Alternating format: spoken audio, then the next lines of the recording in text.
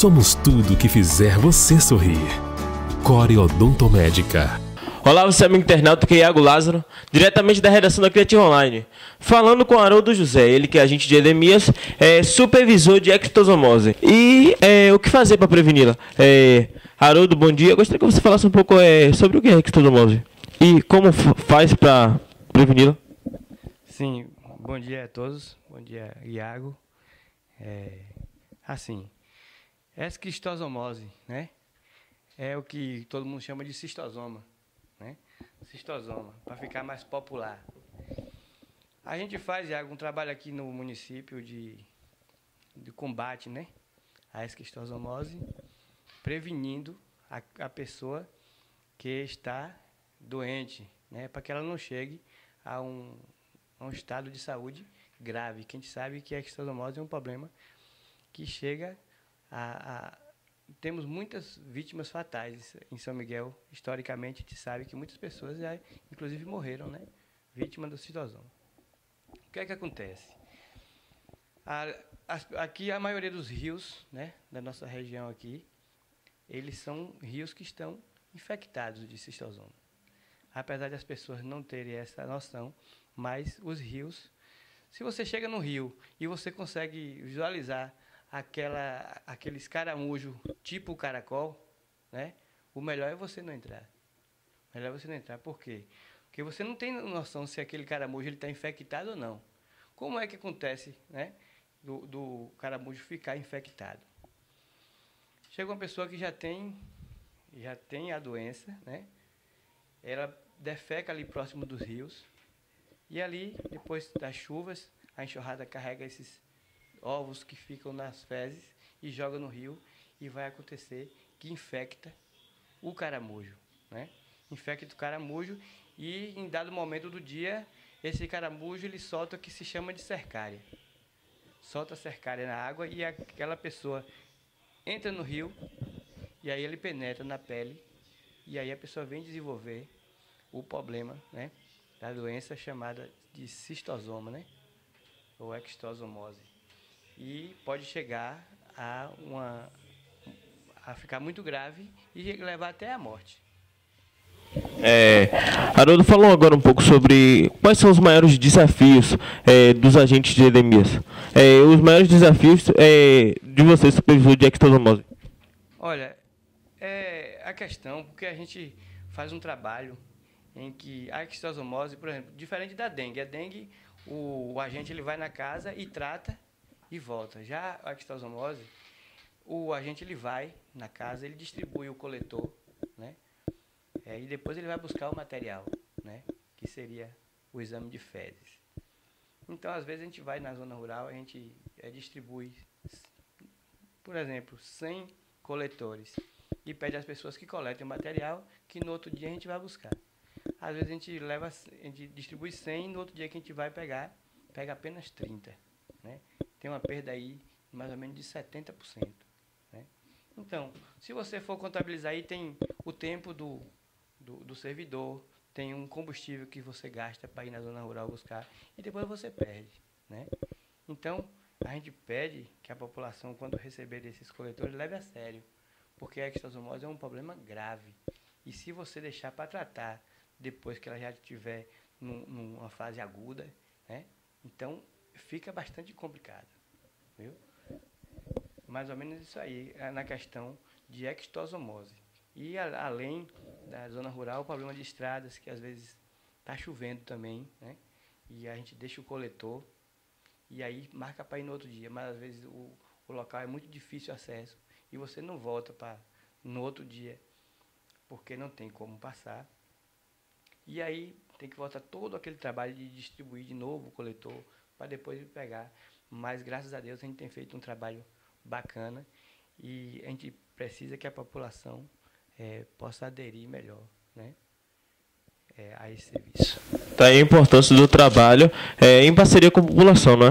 Agora eu gostaria que você falasse um pouco sobre as condições de trabalho. Vocês têm todas as condições que necessitam ou tem algum equipamento que faz falta? Não, graças a Deus a gente tem um suporte bacana, né? A Secretaria tem nos dado essa Claro que tem coisas que fogem, né? Porque, como eu estou lhe falando, às vezes a gente vai, na zona rural, a gente vai de moto, né?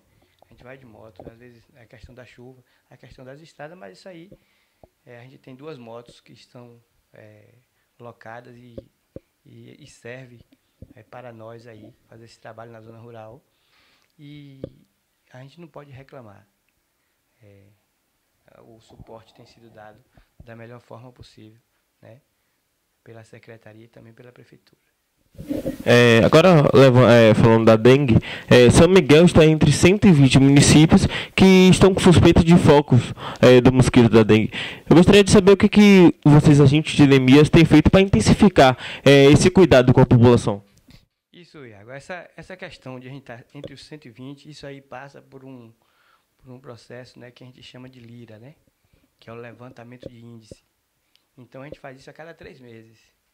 E os últimos LIRA que a gente tem feito tem dado um índice alto. Por quê? Esse período é um período complicado. E o que é que nos eleva, né, a esse nível de risco? É porque a maioria das larvas que a gente coleta, essas larvas são realmente larvas do Aedes aegypti. Não quer dizer que essa larva ela já esteja infectada com a doença. Não, aí é um outro processo. Mas 90% das larvas que o pessoal conhece como cabeça de prego, antigamente o pessoal conhecia como cabeça de prego, aquilo ali é a larva do mosquito. Às vezes, aquela larva é a muriçoca comum e às vezes, e na maioria das vezes, ela é o Aedes aegypti ou o Aedes albopictus, que também transmite a doença. Então, o que nos eleva é essa questão, né, que a maioria das nossas larvas é realmente de Aedes aegypti, né? Cerca de 90% aí é Aedes aegypti. O que é que a gente tem feito? Primeiro, desmistificar uma coisa que as pessoas pensam que todo mundo que está doente tem aqueles sintomas da dengue, a pessoa se dá o próprio diagnóstico, diz assim, eu estou com dengue. E a gente não trabalha em cima disso. A gente trabalha em cima de quê? Do exame constatado, porque depois desse exame feito, a gente leva para a DIRES e chega lá, a DIRES disponibiliza uma máquina de borrifação para nós, né? Para a gente fazer esse trabalho de bloqueio naquele lugar. Então a gente não pode borrifar um lugar se apenas a pessoa se deu esse diagnóstico de que está com dengue. Feito o exame, a gente manda para a secretaria tem solicitado essa máquina, né? E a gente vem e borrifa. A gente faz um raio de 150 metros, né? No lugar que aquela pessoa realmente constatou que está com dengue. A gente faz um raio e aí faz o bloqueio, né? A gente não tem hoje o vírus circulando em São Miguel, a gente não tem. Ou pode dizer que tem, porque pessoas que às vezes viajam e vêm de lá para cá, né? E foi infectado em outro município e traz para aqui, acaba que circula aqui, né? Mas os últimos dias se falou muito em dengue em São Miguel. Fulano está com dengue, fulano está com dengue. E exame constatado, a gente teve um caso. O resto foi apenas a pessoa achar que estava. Nesse lugar, a gente fez o bloqueio, né? E como a máquina também da DIRES estava aqui, pessoas que ainda não tinham pego o resultado, a gente também foi e fez o bloqueio, né? E intensificando sempre o trabalho diário. O trabalho da dengue, não adianta a gente fazer um dia D que movimenta tudo e depois a gente para. Não, o trabalho da dengue, ele é um trabalho dia a dia. Haroldo, muito obrigado pela entrevista. Eu gostaria agora que você deixasse uma mensagem para as pessoas, para a população de São Miguel. Eu queria pedir, primeiro agradecer, né? Agradecer porque as pessoas nos recebem bem, né? Sua grande maioria, as pessoas nos recebem bem, nos recebem com carinho, abrem as suas casas, né? Nós temos já um grupo que já tem mais de 8 anos já trabalhando no município, pessoas conhecidas. Então, a gente tem facilidade de adentrar essas residências. Temos ainda algumas pessoas que dificultam um pouco o nosso trabalho. Isso é uma minoria, então eu queria pedir a todos, né, que pudessem nos receber os meninos, porque eles fazem um trabalho árduo, um trabalho que não é fácil, porque é um trabalho, como eu já lhe falei, diário. Todos os dias você está nas portas das pessoas, né? Então é um trabalho que tem vezes que a pessoa fica... É cansativo, mas os meninos fazem um trabalho bom, um trabalho bacana. Então eu queria pedir à população que realmente aderisse, tivesse cuidado, né? Muito cuidado com aquilo que você usa, né? E pega depois aquela embalagem e joga no quintal, né? Então, ter cuidado para estar sempre eliminando esses possíveis criadores do mosquito, porque a gente atravessa um momento difícil, um momento complicado. A questão de casa fechada, o que é que a gente tem feito? A casa, às vezes ela tem muita casa fechada em São Miguel, porque tem pessoas da zona rural que ele tem uma casa aqui e só vem final de semana e aquela casa fica ali fechada, mas não é uma casa assim abandonada e trancada. Isso aí, graças a Deus, no nosso município é muito difícil. O que é que a gente tem feito?